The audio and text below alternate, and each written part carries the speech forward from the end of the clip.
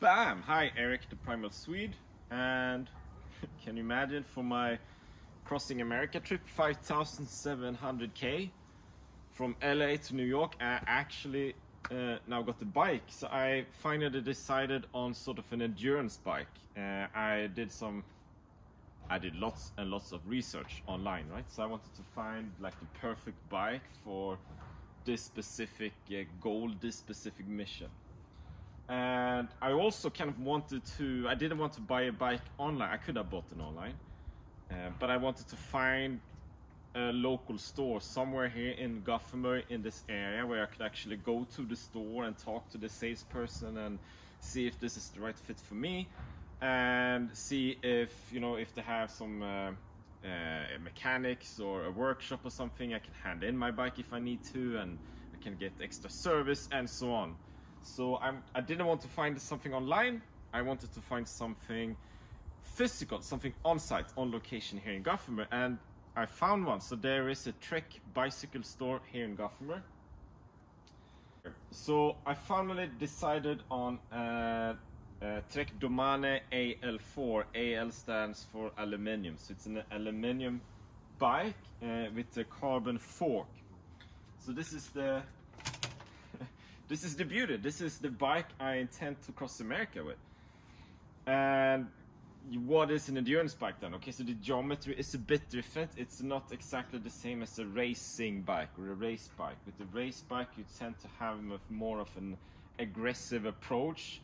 Like the stem here tends to be kind of not as high, shorter, right? Lower. And you have more of an aggressive stance when you actually bike. This is more comfortable.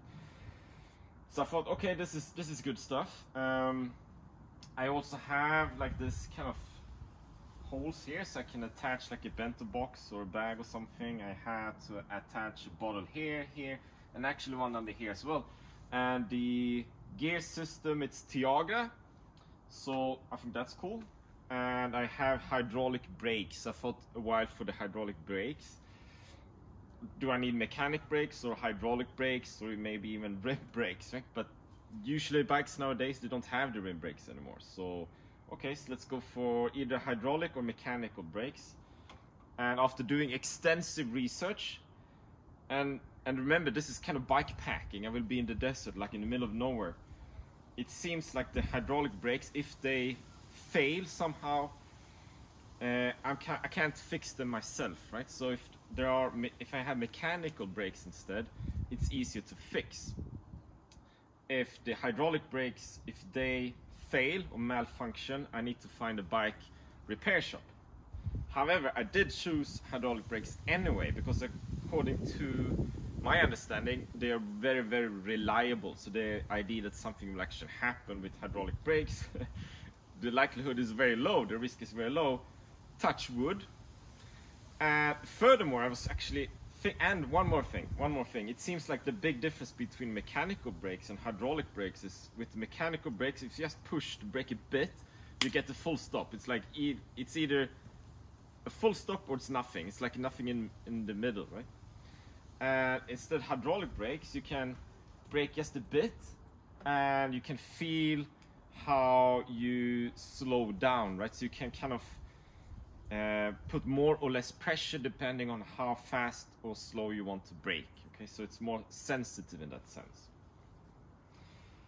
And I was thinking, to be fair, I have two brakes, so if one fails, I still have another one, right? And if both fail and it's kind of a flat road, I'm just going straight ahead, do I even need brakes? I mean, I can probably find a bike repair shop somewhere. So this is the bike. Now, the thing is, I bought this bike and I have another one, the Bianchi. I had a Bianchi. I'm very satisfied with my Bianchi. But I had that one since maybe 2014. That's like 9 years, 8, 9 years, 7, 8, 9 years. And it's quite old. When I back on my old bike, I hear all these kind of, tweaks and sound and noise from the bike, right? So when I bike, I don't want to use that to cross America. So instead I want to use this one. But now, jag får spela in en film här, va? Ja, men du kan inte komma upp i trappan och så. Jag filmar ju här nu. Kan du inte gå på baksidan eller något? Ja, då kan du inte ta på trappan. Ja, du filmar. Du kan inte gå in i filmen plötsligt. Aha, no,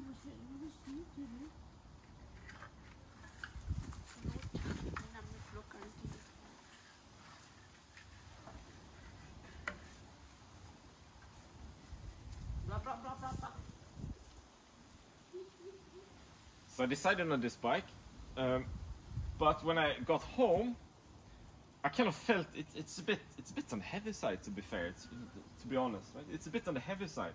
So I weighted my old Bianchi bike, and I realized, okay, my Bianchi, that's 10.2-ish kilos, with bottle carriers or the frames for the bottles as well, but it's like 10.2 kilos.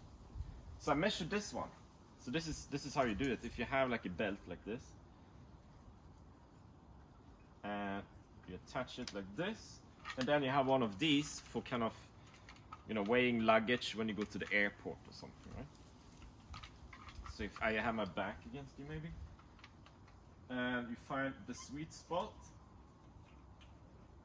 and there you can see it's like 11.250 kilos, okay? So that is actually, that's like 1 kilo more than, that's 1 kilo more than my old bike, and this is a new Trek. So I'm thinking, you know, if I'm going to bike 5,700k, I can't bike with an 11.2 kilo weighing bike. It's like impossible. So what is actually weighing a lot on this bike? Of course, you have the frame, but you have the wheels. Okay, so let me weigh the wheels. Let's see if I can lose this. They have the wheel, back wheel, the rear wheel. Okay, this is for the front wheel, the through axle. And just detach it like this. And then, okay, so how much do the wheels weigh? If you buy a new bike directly from the store, any store really, according to my understanding, what they spend the money in, what they invest in the quality is the build of the frame itself and the gears, right? Not the wheels. Usually you buy new wheels after a while, but now I had this bike for like since Tuesday, and I'm already thinking about changing the wheels. Okay, so this wheel, it's 1.750, not sure if you can see that, 1.750 grams, right? 1,750 grams. It's a pretty heavy wheel, I say. 1,750, and then we had the back wheel, and bear in mind we have the cassette here as well. So again, we have a nice purple belt, and the back wheel will be heavier, right? So we have 2.5 kilos. This is 2.5 kilos. So if I add 2.5 times 1.7, 2.5, 1.7, 3.5, 4.2 something, right? So 4.2? 4.2-ish.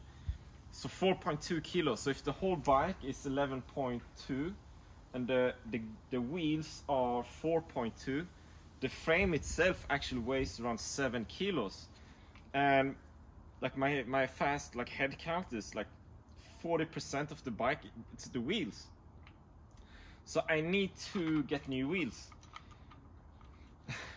And if you are planning for like a bikepacking adventure on your own, and you kind of, oh, I need a bike, or I need gear, I need a tent and so on, I would advise you to really make a careful budget, okay? Because these things get carried away. I didn't plan on buying new wheels, but I think I need to. You see the width of the wheel? This is, I believe this is like 32 millimeters. Way too thick, like way too thick. I'm aiming for like 28 because I want to, it's an endurance bike, but I want to race along the roads throughout the United States. And this is just way too big, it's way too heavy, and these wheels are more like gravel wheels, not road bike wheels. So if you're planning for bikepacking adventure, my recommendation is to do a careful budget. Okay? So that's what I want to show you today. New wheels, I'm gonna arrange that, and I also need new pedals. These are my old pedals, but I kind of want to keep them for my other bike. And new shoes, new clothes, yada yada, lots of more stuff. Hope you got some value, some insights into kind of planning the weight and measurements and stuff, right? Stay strong. Okay, so I just wanted to show you the bike a bit, so like close up. So this is this is the bike. So changing the wheels, getting rid of those reflexes, thinner tires, and add some bottle cages and other things as well, right? So it's quite a beauty. Super black. That's the bike. That's the bike for crossing America. Ta-ta!